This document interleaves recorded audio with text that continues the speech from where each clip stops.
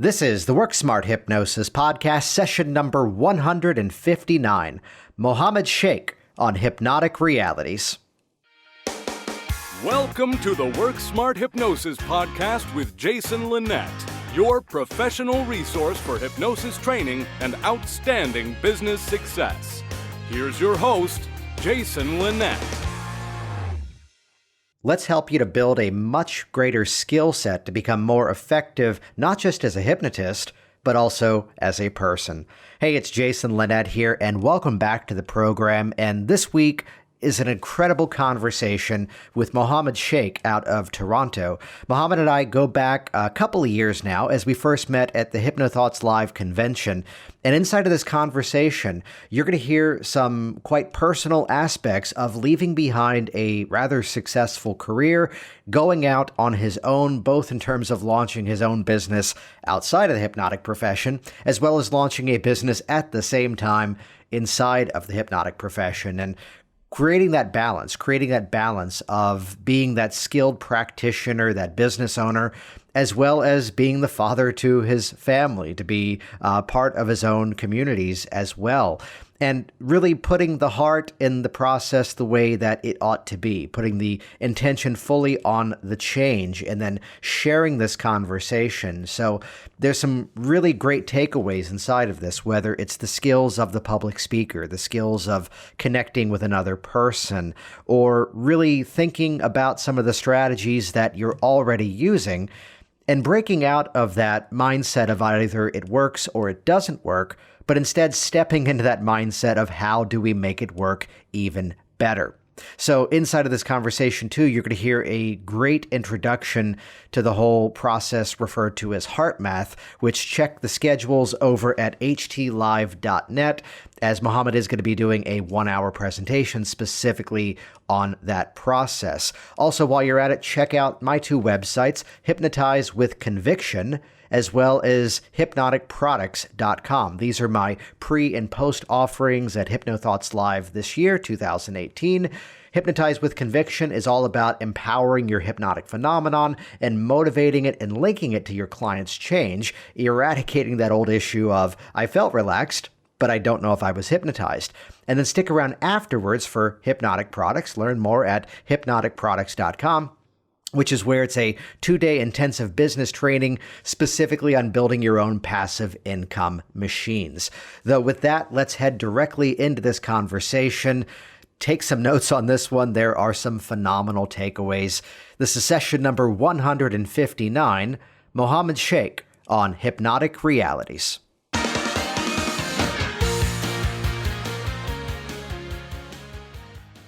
So, I guess for me, I would say that I got into what I do because I've been a Star Wars fan for the longest time, and it really was probably in high school that I got into the book. So I was always looking on how to become a Jedi. Yeah. And when I discovered what NLP is, it seemed to be the closest thing that I could get to actually using the Force, right? Yeah. So, that was always running in the background for me. But we're talking maybe a while ago now. We're talking 2005. I was a member at Toastmasters, one of the local chapters here. And the president of the club, he was trained in NLP. And I asked him all about it, and he told me all of nothing. But I just knew that he was a phenomenal communicator. Every time he got in front of the podium, like he just commanded the room. So it was definitely something that he was doing, and I wanted to learn more about that. I then got involved with a guy who's based out of Ottawa who ran leadership workshops, master your emotions, having kind of like the wealthy mindset approach. And again, he was delivering these workshops. I found out that he was trained in NLP, but it wasn't actually NLP training, right? So it was always, I'm trying to get my hands on it. It wasn't until 2009 now that a buddy of mine introduced me to a gentleman who's based out of the Toronto area, lives in Oakville, Ontario, and his name is Hugh Comerford.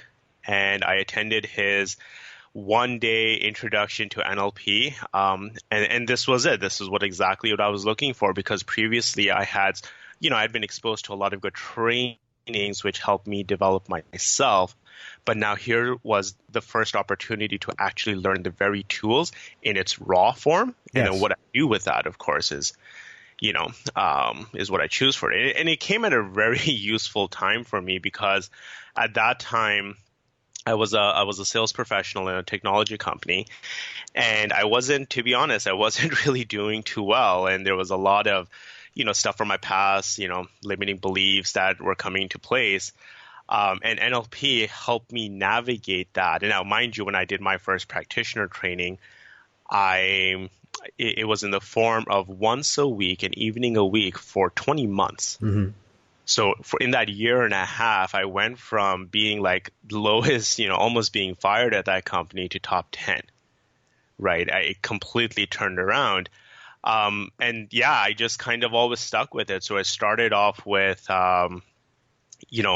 getting NLP and learning NLP really for myself. But I found that while, of course, it helped me make all these awesome changes in my professional life, it actually also made amazing changes in my personal life, how I show up with my wife and our relationship, with my parents, with my siblings, with my friends. It just completely allowed me to understand that essentially the line that I love using today even is reality is the stories that we tell ourselves. And sometimes those stories aren't necessarily helpful. Although I'm curious to rewind it back here for a moment, that I love the introduction that there you were at Toastmasters, and at least first getting, let's say, the flavor, getting at least the taste of what this could possibly become. What was it, if you had to pull something out though, what would you say it was from that experience being involved with Toastmasters? And, maybe give an introduction to that for some people here who might not be familiar with that, of how that perhaps prepared you for this learning along that way. Yeah, so that's actually an amazing question, and as you were asking that, I did come to another revelation consciously, right? So Toastmasters, for those that aren't familiar with it, it's an international organization. They literally have chapters across the world. I bet if you go to their website, you'll be able to find at least 2 or 3 clubs about 20 minutes from where you live. They've got locations everywhere, right? And it's a non-for-profit organization all around public speaking. It's really cool. They give you different projects once a week, and you have just a safe place to practice your public speaking skills. So that's what Toastmasters is, and I was there for about a year, won some contests, that sort of stuff. But specifically, what attracted me about him was really his ability to just connect with the entire room. He just connected at such a deep level, and for me, and I'm sure for everyone in that room, we would feel as if he's only talking to us, even though there's, maybe 40 other people in the room as well, right? And so that, I think, was the thing that I noticed that allowed me, like, okay, this is interesting, because he's obviously speaking to 40, 50 individuals, but each one of us feel like we're the only person in the room with him. So that, I think, was the initial thing. Yeah.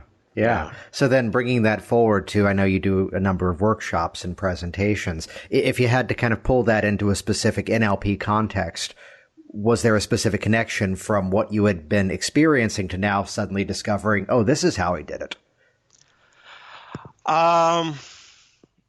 Yeah, I mean, it's a lot of things. There's, of course, the whole concept of perceptual positions, going from, being able to be in first position, stepping into the shoes and the world of second position of the other person in front of you, and just seeing the whole scene that's unfolding from a perspective of third position, right? There's all of that.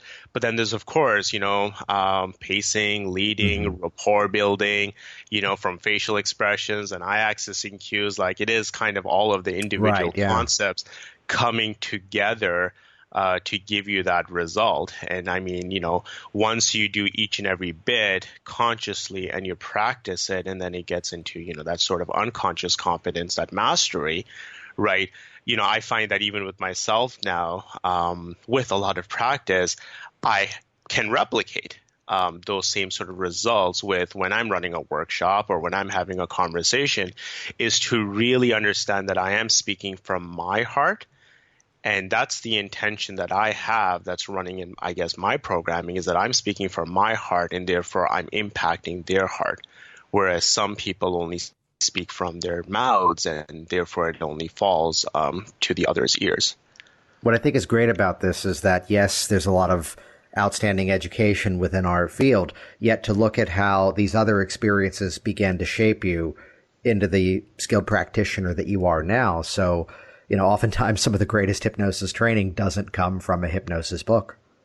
Yeah, no, for sure. It is life experiences, right? And I mean, that's the thing that that's really what I push in the messages I'm getting across, is that it's not, for me, NLP has always been a tool, even though that's the first thing. And then, I'm sure we'll get into it, but after NLP came my life as a hypnotist, right? And my whole training around that. But for me, these are always just tools. But ultimately, what I'm really teaching is that how to be human, and how to have that connection, and how to know who we are, that self-awareness about ourselves, and how to kind of make it work with the 8 billion other people that we're sharing this planet with. Yeah. So what was that connection after that? So you went through the NLP with Hugh. What was the next step from there? So, so I did Hugh's practitioner training.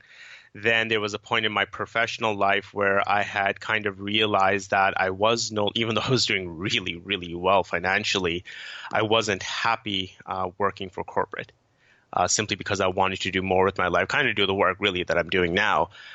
Although at the time I didn't really know that is what it would look like. I needed to quit. So I quit, I resigned, and I started up my own IT company where I sell technology, and I actually still run that on the side. I guess technically that's my full-time thing, but I always feel like it's on the side because I spend more time in this now, right? And so when I did that, I had reached out to Hugh, and he suggested that I do my master's practitioner, which was, again, an awesome idea, because while I was going through all of the inner turmoil and challenges and hurdles of quitting, a comfortable paycheck and corporate life into really just being on your own, it really helped me build that up. I did that with him, and then let's pause there for a second, because I love that transition of here's something that's working. I've had many students over the years that are looking at, going through hypnosis or NLP training because they're specifically looking for a second career, and they've already got some experience leading up to it, whether they were the client in the chair or have already done training somewhere else and are just looking to refine their skills. Though very often, here's a person who, this one's the editor of a magazine and it's paying extremely well, and the hunger isn't there to quit that. Though I personally lived by the phrase, just because you're good at something doesn't mean you have to do it the rest of your life. So what was it about that transition that motivated that? What was it about, leaving something that was comfortable and, kind of taken care of perhaps, but then jumping off to, there's two sides of it here. One is the work that you do with hypnosis and NLP, but it's the same transition, whether it's the hypnosis business or it is launching your own IT company, I'm sure. Yeah, no, for sure. And, to give you that answer, the why behind my move is 2 simple reasons, at a high level anyways. The first reason was a matter of integrity. Yes. And what I mean by that is in the work that I was in, I realized that ultimately, while I was good at sales and, what I was really doing is servicing the customer, but I wanted to help people grow. So I had applied for leadership many, many, many times. And my idea of what leadership looks like, I define a leader as someone who actually creates other leaders and who empowers others and allows them to have the knowledge and the skill set. And that didn't really fit in the model of the company that I used to work with. It would have been, and that was it. I would be like, hey, I want to teach the sales reps the inside and outs of the business. I want to teach them how to get full access, give them autonomy, give them, authority and responsibility, right? And that didn't really go well in that organization. So I realized, okay, I don't think I can really stay here because this is not what I believe in. So that was definitely the first one. The second one was very personal. It was simply because I looked at my son, and he was 1.5 years at that time. And I looked at him and I said, how like how are you a year and a half? Like, you were just born. Like, where did that time go? Because in order to be top 10 at that company, I was working 60-hour weeks, and I missed a good, and it was something that I kind of promised to myself, that I always wanted to be available. And that comes from, when we first moved here to Canada, we're talking 89. My father was that classic example of too old and too qualified to land a good job. So it was either stay in Pakistan and be a senior director at the national airline, or be a manager of Red Lobster. Yeah. Right. So the family, the dynamics was that, for myself, from ages 7 to about 13, I basically did not, my father lived in Pakistan and sent money over, and he would visit, of course, every chance he gets. But, that was something that I dealt with, and I didn't want my son to have that same experience. So there was all of that. I was like, okay, so this just can't be. I want to be there, for all the important things, dropping him off to school, picking him up, going to all the assemblies, all of that, right? So I realized that. So I had to quit, right? And the other thing, of course, was I knew that there was no way that I would be able to actually make an impact in the lives of others if I was working 60, hours a week. What I love about this is that on one side, perfect timing. I mentioned this before we turned on the recording, that I'm in the midst of converting my storage room and sort of library area into a video studio.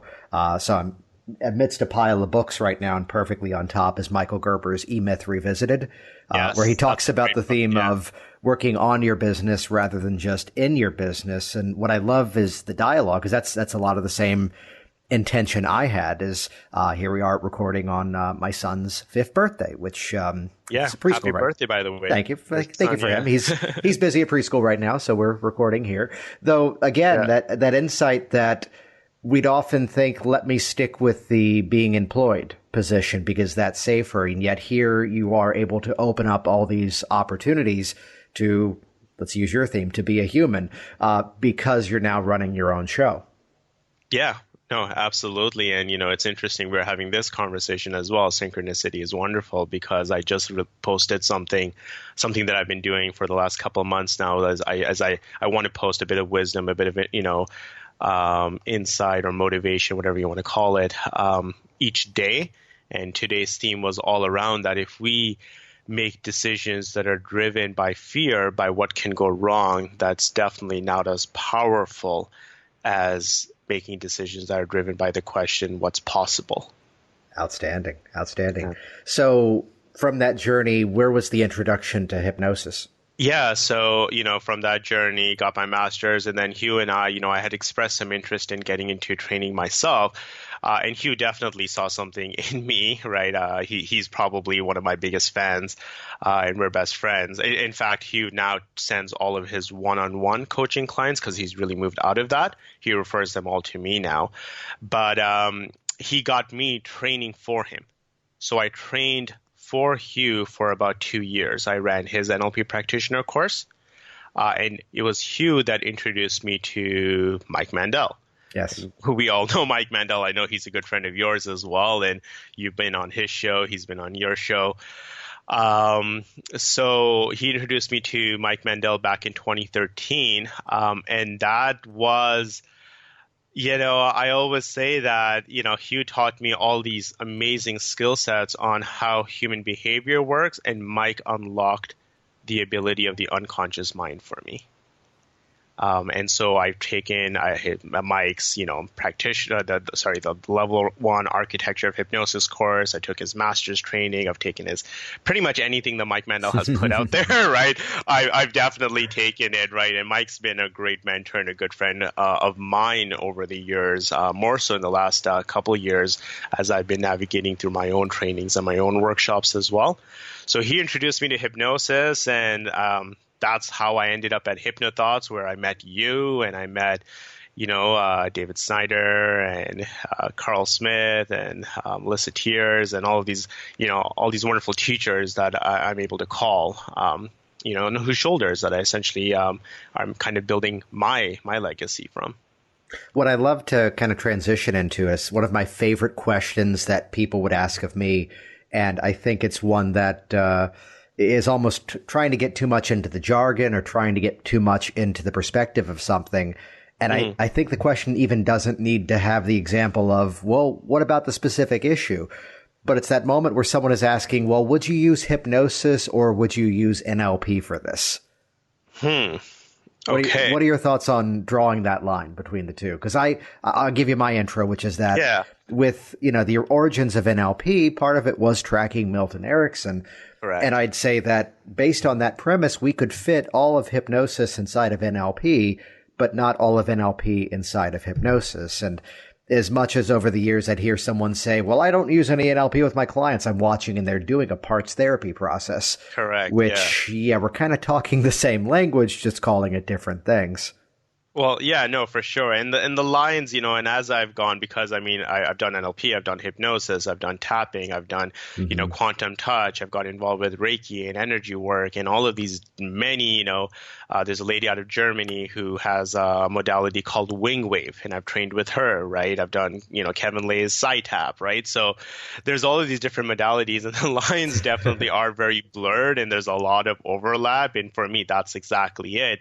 It's jargons, and to use Mike's line that words essentially are just metaphors, right? Now to answer your specific question, I think for me, I remember first day in architecture of hypnosis class working with one of the resource students that Mike had, and this is my first day in hypnosis class, right?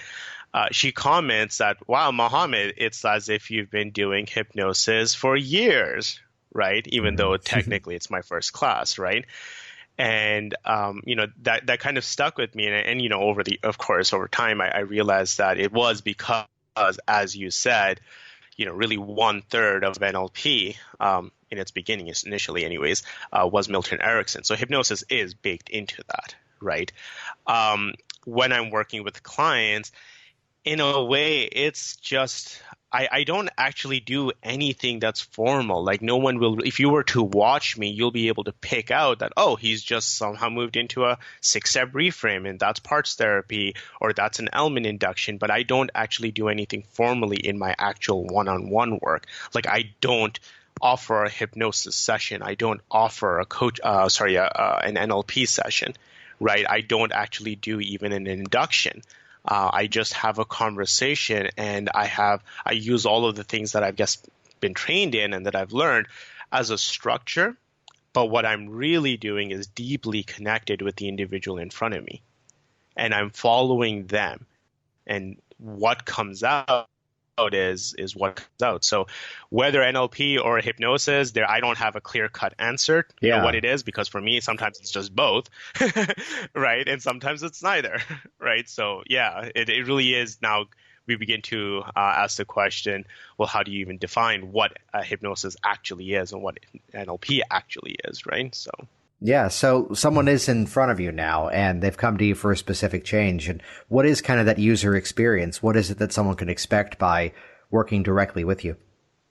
Well, I mean, of course, with and I'm sure with you and all other successful change workers out there, the conversation has already begun from the phone call, right? That session. So typically my first step is to get them on the phone because I want them to understand that whatever it is that they have is actually not something that they have, rather than it's something that they're doing. So that's my model. I want them to have that empowerment that it is something that they are doing, therefore it's something that they can do differently. What I love about that is that, again, from the start, establishing that too often someone falls into the identity of their issue. Yes. As opposed to it's something they're currently going through. Correct. Exactly. And that's really what it is. I'm moving them, again, this is where NLP, I'm moving them from the, logical levels, Robert Dale's logical levels. Yes. I'm moving the issue away from identity and moving it down to behavior, which is much easier to change. So that the other thing that I also want to establish with them is that they understand that, I'm not the guy that is I'm not giving them a treatment. Right. What I do and how I really frame myself is, in a way, I'm also a teacher and a trainer. So my job is to teach you everything that you need in order to get rid of the trauma, get rid of the limiting beliefs, get rid of whatever it is that's keeping you stuck, and then teaching you new behaviors, new strategies to bring you closer to what it is that you want. And then as long as you employ those new techniques and those strategies into your life, you're going to get what you want really, really quickly. So I want them to really understand that it is up to them to have that, and that change has to happen now, and it's got to be them, and it's got to be, it's got to be, it's got to happen, right? The other thing that I do is I often, well, pretty much almost always send them a quick, short little questionnaire for them to handwrite, and that's I guess my little crash course in graphology that I've taken with Mike, right, coming into play. But really is to get them already taking control of their own change. And those questions are structured about, what it is that you're hoping to accomplish specifically, what has worked, what hasn't worked. And, something actually, Jason, I got from you is I've added the question, who are you? Because, if I can link meaning and help them understand meaning into who they ultimately want to be ideally, that becomes a very powerful motivator to have and want that change. So they get all that to me. We have a session. Now they're sitting in front of me. And I just, to be honest, it's a lot of intuition. And I'm just following, they kind of tell me what they're going through. And then I just make a gut call, to be honest, on where I want to take this. If this is something that I'm going to kind of lead with the structure of an NLP process, or is this something that I can resolve by using hypnosis and just direct suggestion is what that's needed, right? Or sometimes it's just a conscious conversation, which is, at the same time a very unconscious conversation about just giving them different strategies, right? It's because I get individuals that are coming to me for phobias and trauma and, chronic pain. At the same time, I'm getting executives and corporate guys who are looking to get promotions, right? So it is the person that I'm working with, and it's what's needed at that time. Outstanding. What I love about that is the intuitive side of it, which, some people would hear that and be cautious in terms of, oh, but I'm flying without necessarily a net or this pile of scripts here in front of me. Mm-hmm. Though take note, it's that old 10,000 hours motive of here's everything that's led up to this experience that, to observe it from the outside, we can often pull out, maybe here's a little bit of this technique. Here's a flavor of this style of direct suggestion. Though at times to be in that open space where we're creating the strategy as we're working on it. Yeah, no, 100%. And, I have my own little Facebook group for the change workers that I work with, right, that I teach and mentor. And, I remember one of the more recent posts, I talked about how I did a session with one of my clients, and it was like a mix of 3 different processes, just one kind of melded into the other because that's what needed. That's what the client needed. Right. Yeah. Which is that beauty of the old complaint of, don't you hate when a client comes in and the scripts you've prepared for them are not a fit? It's like, thank you for laughing. So you mentioned working with change workers as well, which I know you do that in a rather unique way. Yeah, for sure. So this was something that, again, like everything that I do, it started really with friends asking me to do a workshop, to do a training. So this is something I got to give credit to 2 individuals. One is Lisa Carnwaith. She's a hypnotist as well, definitely part of Mike's tribe. I'm not sure if she's been out to HypnoThoughts yet, but many years ago, about 2 years ago, she messaged me on Facebook and said, Mohammed, you got to do some NLP trainings for us. Right, teach us some of the specific tools, and I just, I had a lot of things going on, but the seed was planted. And then the other thing, kind of going back to that conversation, I think, is I realized that I was very, I get that I'm being a little, tooting my own horn here, but it's slightly the purpose, so go for it.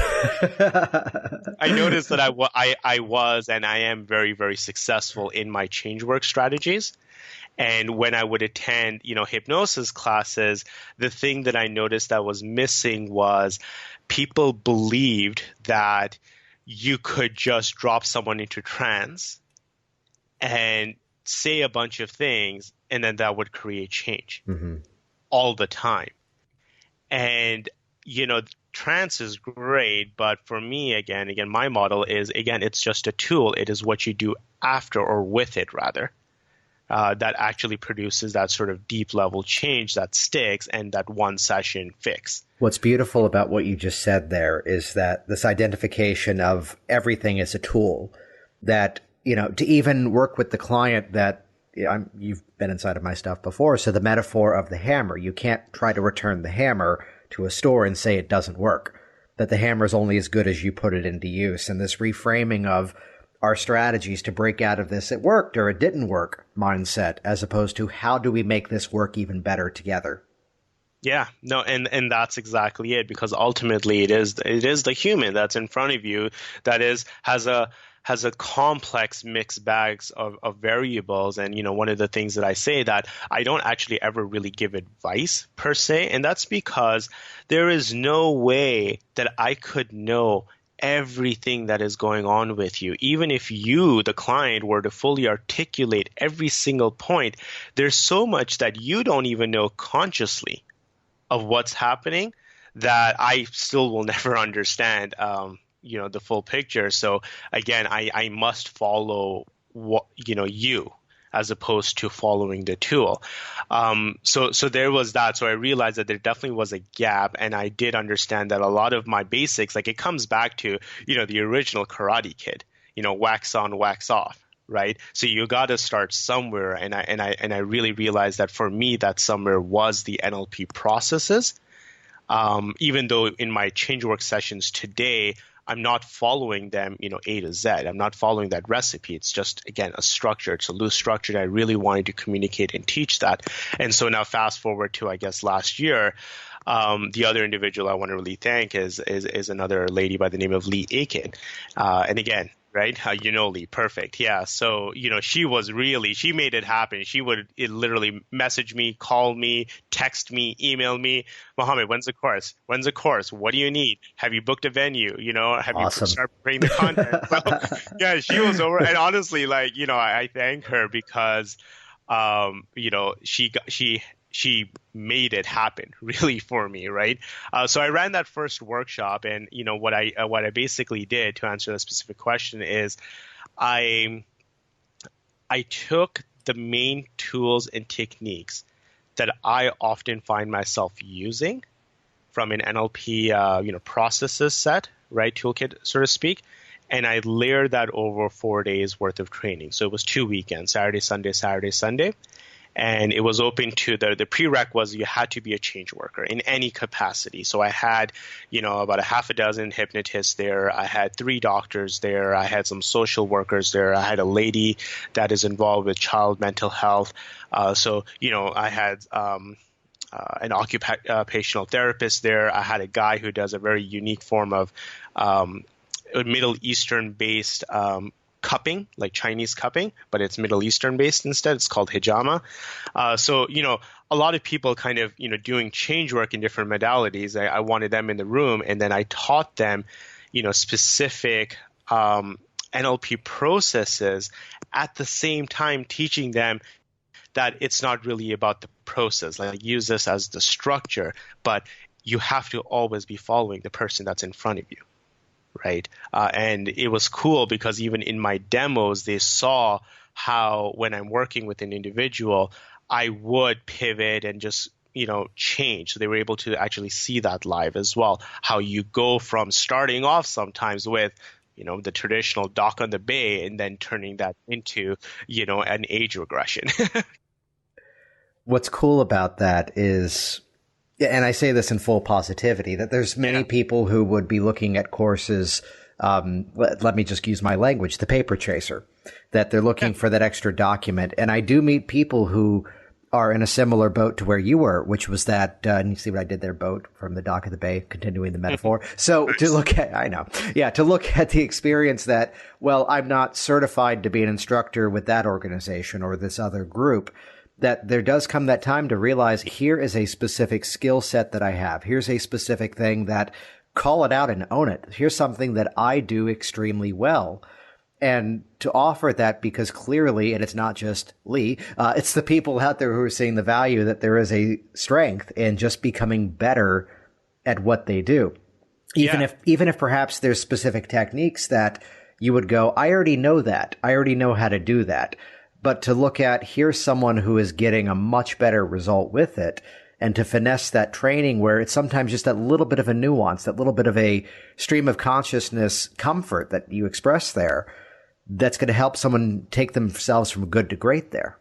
Yeah, no, and that's exactly it. And you're absolutely right. The number of emails and, private messages that I get asking, am I going to get a certificate out of this? Mm-hmm. Right. And that's their primary motivator. And I say, you know what? I'll print you a certificate. Why not? Right. I mean, I do give a certificate. Right. But, understand that you're coming here for the value of the learnings. And ultimately, to remember, this is, and then now, I'm borrowing Carl Smith's line.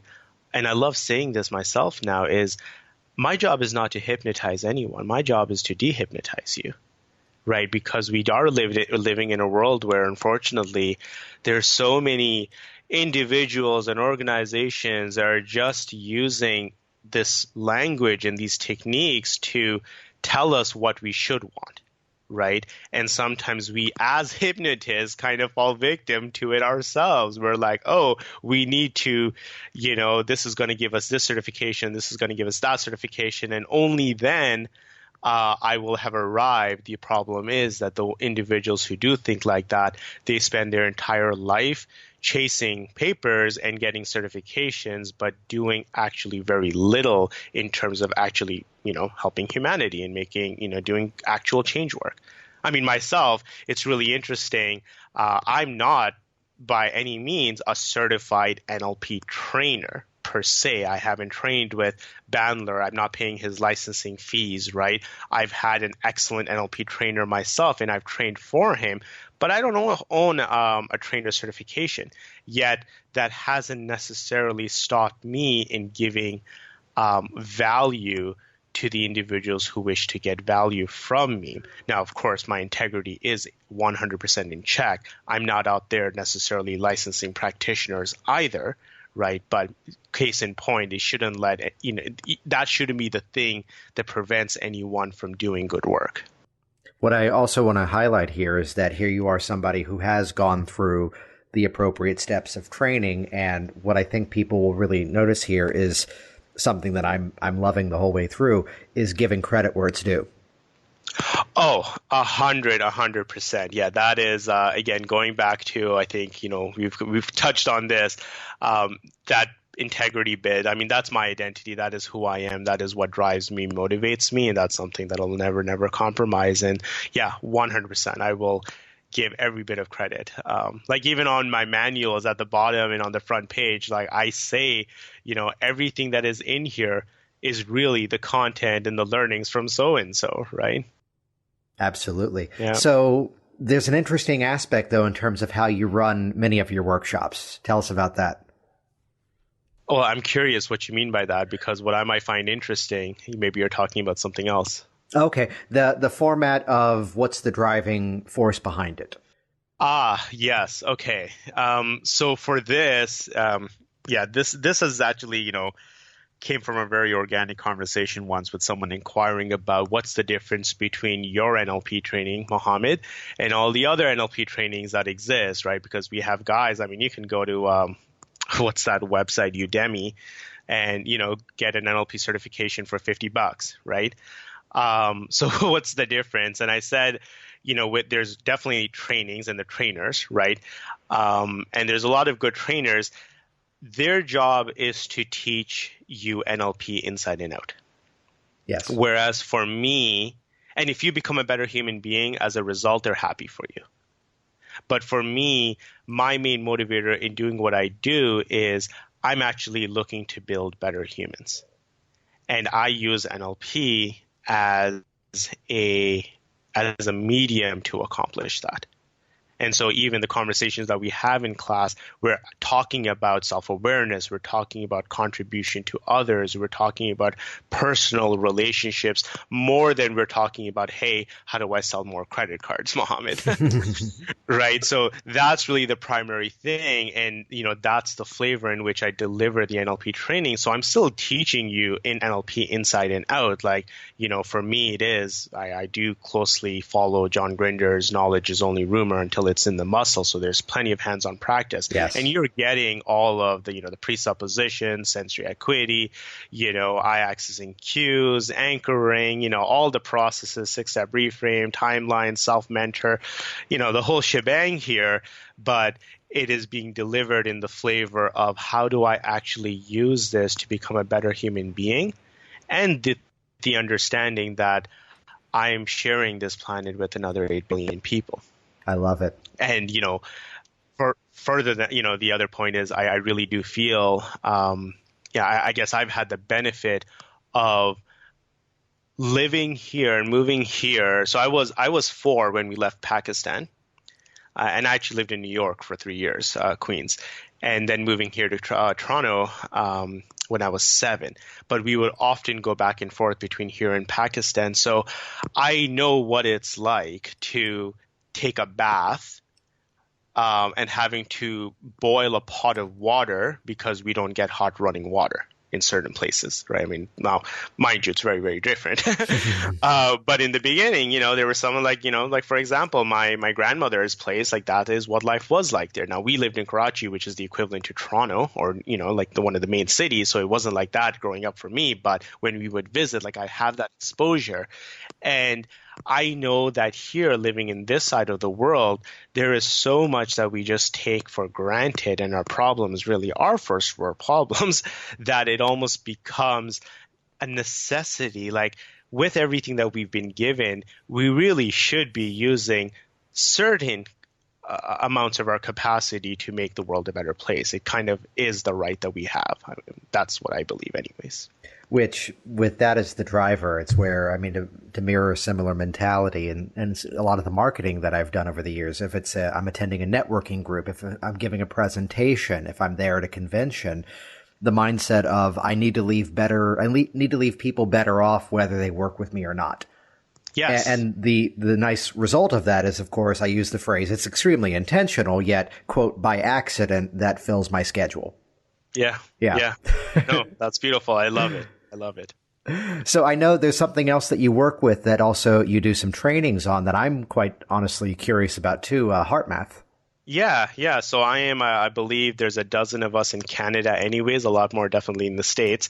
But then again, a single state is the size of Canada, right? So, a HeartMath Institute, for those that don't know, haven't come across it, HeartMath is an organization that for the last 30 years, they've been doing a lot of clinical research and evidence-based research, which is, not that, for me, obviously, hey, I'm a hypnotist and an NLP guy that does Reiki on the side, right? So, evidence-based is not a primary motivator for me, but it's cool to get doctors in the room and to get corporate clients, right?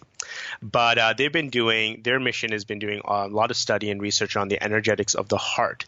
And from this research, they've been able to identify that emotions have a direct impact on our internal physiology right down to the hormonal level. And they give a metaphor of that we all have an inner battery. And, throughout the day, we are doing things and things are being done to us, and we're around things that deplete our inner battery. So what are we doing that renews our inner battery? Just like we charge our cell phone at night so it doesn't die, what are we doing to kind of recharge ourselves? And, from their findings, they've, again, discovered that these emotions that we feel, they either have a depleting effect on us or a renewing effect. So when we feel an emotion such as sadness or depression or anger or frustration, nervousness, what that does is that's a depleting emotion. So it depletes our inner battery. And at the same time, it causes 1,400 biochemical reactions. The main hormone that our body produces is cortisol, which is a stress hormone, and it has a half-life of 12 hours. So it's doing a lot of damage for a long period of time. And they've been able to kind of show that, again, through their research. Yet emotions such as gratitude, right? And, it's really cool for me because, again, intuitively we know this, and, we see it everywhere. Be grateful, gratitude journals, show appreciation, right? But they've been able to prove that just this emotion is probably one of the strongest emotions that elicit another 1,400 biochemical reactions, which the main hormone that is released by our body is DHEA, which is a vitality hormone.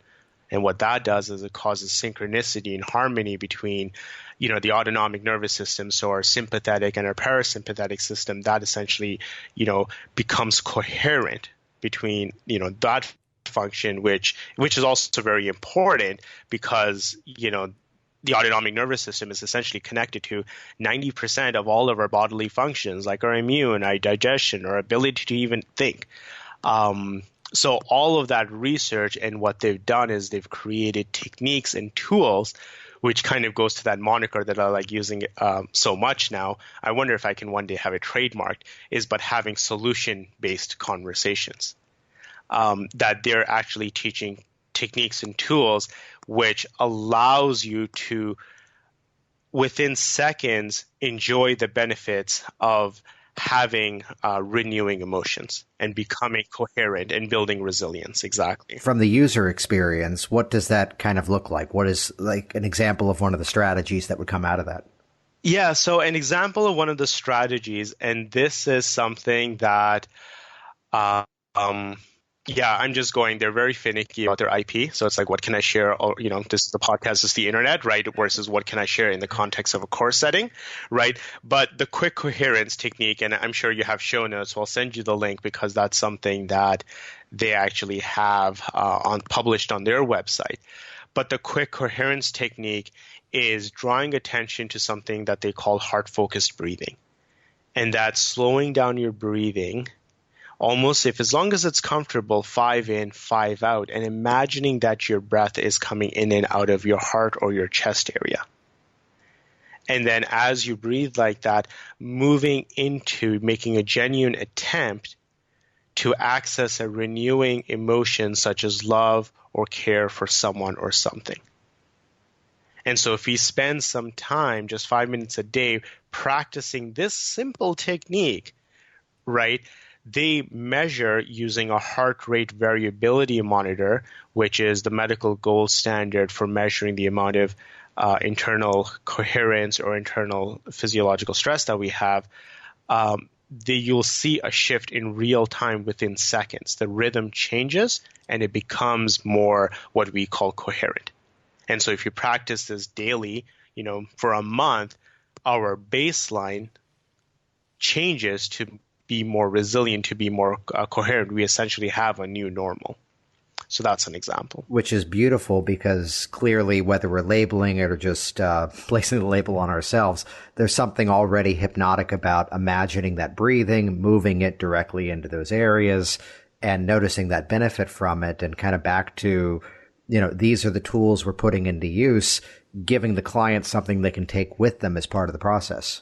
Yes. Which I love because it's my sort of USP for working with my clients is that I'm only ever teaching you, quote, self-hypnosis techniques you can do anytime, anywhere, and nobody knows you're doing something. Yeah. Which I learned something similar to that from Melissa Tiers many years ago, and that's one that I've shared for years. Yeah. No, that's exactly it. HeartMath is absolutely wonderful. And to be completely transparent and candid with you, it made a huge difference in my life personally because, let me share a quick little story with you. November 2015 started off as a normal day, but in the evening I started having a headache. And that headache grew like it really grew. I haven't ever had a headache this strong. We check my blood pressure, and it's something crazy like 190 over 140. Basically, I remember that the lower number is what the higher number is supposed to be, right? And I started vomiting. They rushed me to the hospital. My brother drove me, to spare you the details, but, I wasn't doing too well. And once I got to the hospital, the wonderful Canadian healthcare system at work, they decided to plug me into every single machine that they own and inject me with dyes and put me in scanners to figure out what was happening to me. And everything came out clear. There was nothing wrong with me physically. And so when they sent the results to my family doctor, and I'm, sitting with him a few days later, he looks at me and says, "Mohammed, you've got too much stress in your life." And I laugh and I say, "Doc, did I ever tell you what I do for a living?" Like, my job is to help people with stress. I don't have stress in my life. And what I then began to learn was that stress comes in very different and very, different in many flavors. For me, I only understood stress as emotional stress, as being upset or being depressed. That was essentially what I understood stress to be. But then I realized that my stress was because I was doing a million things. I'm running my IT company. I'm doing the workshops. I'm doing the coaching. At that time, I volunteered at 3 different other non-for-profit organizations. And on top of that, I was hanging out with friends who only like to leave the house at midnight, right? Mind you, now my bedtime is 10 p.m., right? And I'm right there with you. Yeah, exactly. Right? Early to rise, right? So that's I call that laming out at 10 p.m., but sure, we'll call it bedtime. Yeah. I turn into a pumpkin. It's great, right? So, so I began, kind of to understand, I lost about 30, 40 pounds in the process as well, realizing that, that was contributing to to my ability to keep up. And then what HeartMath and that training, and the reason why I took it is because what I was able to understand about that was I've been spending all this time around the mind. Right. I mean, hey, I'm Coach the Mind. I'm a mind mechanic, right? But this was definitely something that I felt I was missing because I wasn't accounting for the emotions that come into play, and I wasn't accounting for the fact that I need to be resilient in order to do everything, because I wasn't about to slow down. So I needed better strategies to be more resilient, and so I could take on more challenge and more work. And that's what HeartMath really allowed me to have, is to give me strategies to, one, be aware and eliminate those things that are draining me emotionally, because it really is the emotional domain in which we have the biggest leak of our internal battery. So even something like, what am I watching on TV? Sometimes I'm watching a movie that I'm like, I don't actually feel good. And now I realize that it's not just feeling good, but it's actually having a physiological impact in my body at a hormonal level, right? So what am I doing here? Even with my friends, I said to them, look, I love you all. You guys are great people, but I can't do this anymore, right? If you want to meet, hook me up, hook up with me for 8 a.m. breakfast, right? And I actually got better relationships out of that because I was able, the ones who started hanging out with me at 8 a.m., okay, now I know, right? I generally find the choice of social behaviors at 8 a.m. is much more positive than the 10 p.m. or midnight ones. Oh, yeah. No, yeah. 100% more productive. And then it goes back to that, too, is like when I'm having conversations with individuals, am I actually being renewed? Because if we're just hanging out and just shooting the shit and really having no purpose, I found myself actually being depleted. It was draining, right? Whereas if I'm with friends who are on a similar goal of making the world a better place, even though we're still shooting the shit and just having a good time, it is around that context and just being in their space, I'm being renewed. And so to kind of further and tell you the other really, really cool, fascinating things about HeartMath, because the training that I do is all around resiliency and building that resiliency and building that coherence of our internal physiology, we also then begin to get into how the heart is actually the main organ. and how when we receive information, the heart realizes before the brain does, and how intuition lives in the heart, and how we can access or have greater access rather to our intuition by practicing these coherence techniques, moving into how we are energetically communicating with one another, and it is our heart, which is just mind-blowing and fascinating. And at the same time, you kind of realize this intuitively as well, that that our emotions actually have a measurable digital signature, that they can measure the frequency, and anger and frustration actually looks very, very different than the graph of appreciation and love. They did a really cool experiment where they had, different sets of 4 individuals. And the game was this. Basically, they put all 4 people into a room with computers to do a task. And 3 of them were in on it. And they were given a secret signal. And when given a secret signal, the 3 of them practiced one of the HeartMath techniques to shift them into a more coherent state.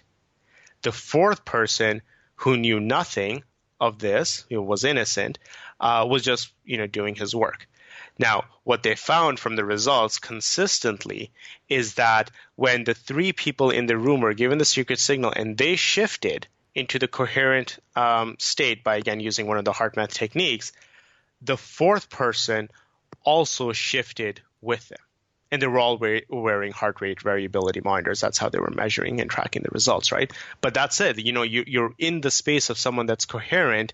Others will follow you. It's kind of how it works. And going to even your point that you made about you want every interaction to be positive. You want the people to benefit from you, whether they, buy from you or they don't buy from you. You're still out there. That's what you're holding in your heart, and that's what you're communicating, and that's why you're attracting all these awesome people into your life, Jason. I love it. So speaking of attracting, where can people track down you?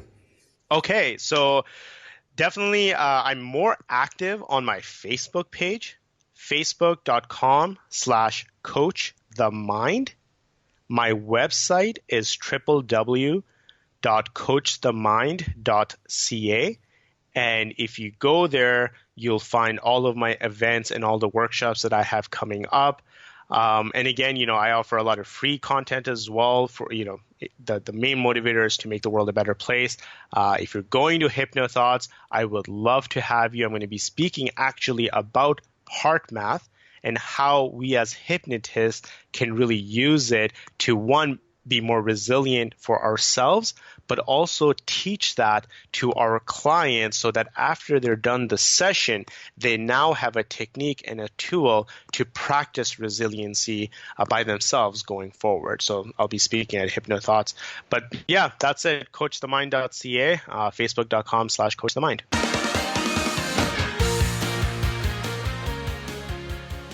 Jason Linett here once again, and as always, thank you so much for interacting with this program, for leaving your reviews online, sharing it in your social media streams, and once again, head over to both hypnotizewithconviction.com as well as hypnoticproducts.com. These are my 2 pre- and post offerings at HypnoThoughts Live 2018.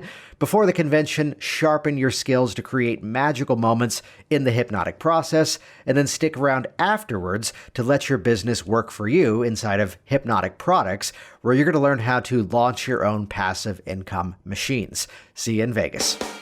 Thanks for listening to the Work Smart Hypnosis podcast at WorkSmartHypnosis.com. Hey there, it's Jason, and I want you to be one of the first to find out as we upload amazing new content. So do this right now. Click the subscribe button right here on this video. That's going to link you to our YouTube channel here, and you will be the first to find out as new resources and downloads are made available. Do it now.